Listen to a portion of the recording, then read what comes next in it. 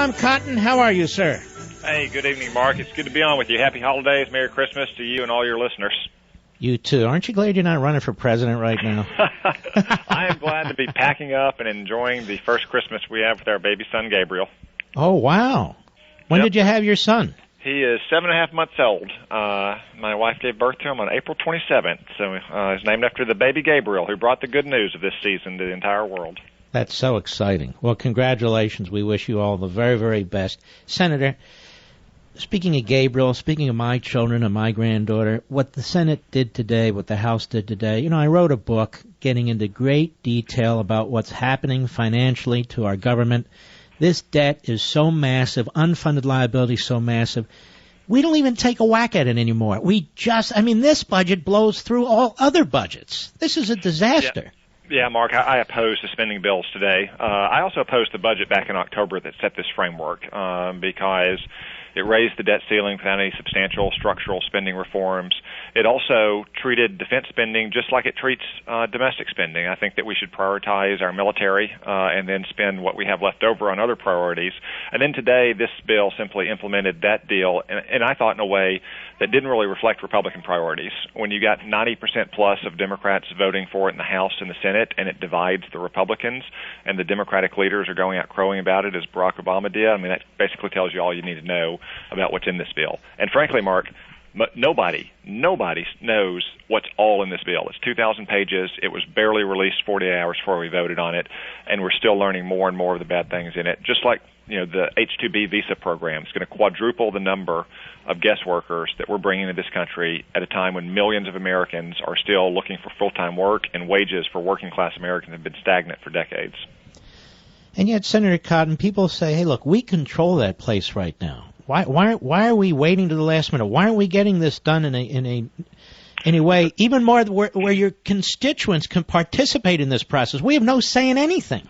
Yeah, Mark, I was really disappointed in the process. This kind of rotten process inevitably yields a rotten result. And I thought we should have been much more open and transparent during the process. There's really two questions packed in there, though, that I'd like to separate out. First, why we have a big year-end spending bill once again. And on that front, the blame really lies with Harry Reid and the Democrats in the Senate. They filibustered time and time again every time we brought a single spending bill to the floor of the Senate earlier this year, trying to take bite-sized pieces so your elected representatives could have more control.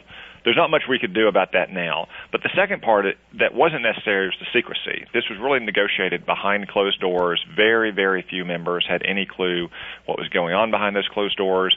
And like I said, this is a 2,000-page bill. We still don't know all the details in it. And that's what happens when you have such a opaque process that's behind closed doors. Should have been much more open. We should have been able to talk through the priorities. I think we could have gotten a few more wins for the American people, like blocking some of the Obama administration's worst environmental or labor or other regulations. And yet if this process isn't stopped some way, you're talking about the filibuster rule, this is just going to continue.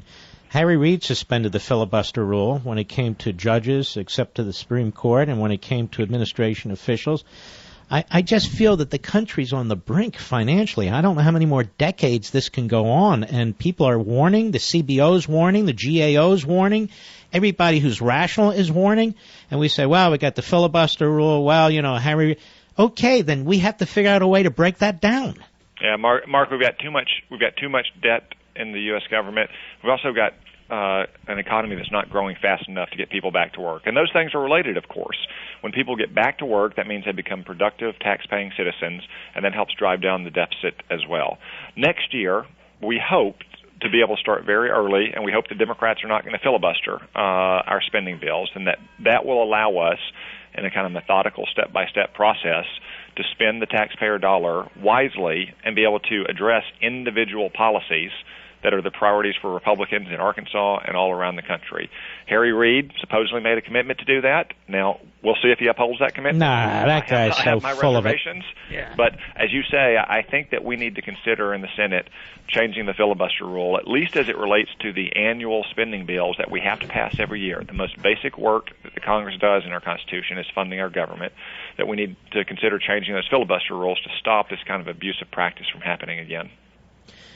You are such a breath of fresh air. I mean, you were the only one that voted against the Corker rule. You were it, period. I was only 50 votes away from a majority on that. I know, but you were right. I know it's lonely, but you were right. It reminds me of Jesse Helms, who used to stand up. But you know what? People respect it because they go, wow, that guy stands up for something. Well, I appreciate that, Mark, but, the party really to blame here is the Democrats. If you look back over history, you can look as recently as Joe Lieberman from Connecticut, Scoop Jackson from Washington, Bobby Byrd from West Virginia. They were all, for my taste, pretty liberal when it came to domestic policy, spending, taxes, and so forth, but they always stood up, even to presidents of their own party, to Bill Clinton or to Jimmy Carter, and defended the Congress's constitutional powers when it came to keeping this country safe. And that's really what we lack this time. Not a single Democrat pushed back against Barack Obama on the Iran deal, or for that matter, 2 weeks ago at the Paris Climate Summit. I want to circle back to your point about the defense budget. You can't just blame that on Democrats, even though they hate the Defense Department. They always want to cut it. They always think they want to redistribute from national security to food stamps and so forth. It is a disgrace. So if we don't raise food stamps by, I'm just figuratively, 2%, we don't increase defense spending by 2%, that is insanity. That is a very dangerous precedent, Mark, and that's one reason why I opposed the budget in October, even though it did give a little bit more money to the Department of Defense, not enough, but a little bit more. I think it's a very bad precedent to establish that every time we want to spend an extra dollar on our fighting men and women overseas, that we have to also spend an extra dollar on the IRS or the EPA or the Department of Labor, so on and so forth. That's a precedent that we have to break next year and that we can't allow to take root in our political system. I'm not trying to get you caught up in controversy, so please don't misunderstand. I'm curious to know, have you supported a candidate yet, or you're going to let this play out a little bit? Mark, from the very beginning, I've been strongly in favor of Bernie Sanders in the Democratic primary. You know what? I'm with you. I can't believe how the DNC is treating poor Bernie. That's amazing. Yes. He brought a lawsuit today against the DNC. Well, actually, in all seriousness, Mark, could you imagine the kind of media outcry if the RNC was doing this to a conservative or Tea Party candidate? It would be the front page news in the New York Times, and it would lead the evening newscast. It just goes to show you how deeply in the tank the mainstream media is for Hillary Clinton. And we do have 9 candidates duking it out. I mean, it is really competitive. It's freewheeling. And over there, you're right. It's a top-down process, isn't it? It is, and I frankly, I don't think that that's a problem for us to have a lot of competitive, accomplished candidates. I mean, the Democrats can't even find one, frankly. But also, if I can draw an analogy to 2008, Barack Obama and Hillary Clinton slugged it out from January all the way till June. And in my opinion, that was probably good for Barack Obama. It made him a sharper, more practiced candidate. Hillary Clinton is getting the coronation treatment in the Democratic Party, and she was a bad candidate to begin with. And what's with these debates on Saturday night? It's like having TV shows on Saturday night. Nobody watches it.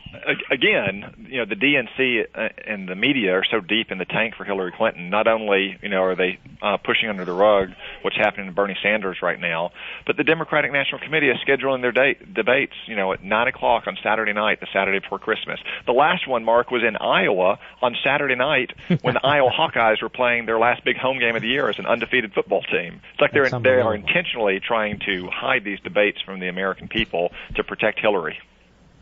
You're terrific. I want to have you back. I want to talk about Guantanamo Bay, what Obama's doing there. But, Senator, you and your family have a wonderful Christmas, and we look forward to having you back. Thank you, Mark. Same to you, and same to all your listeners.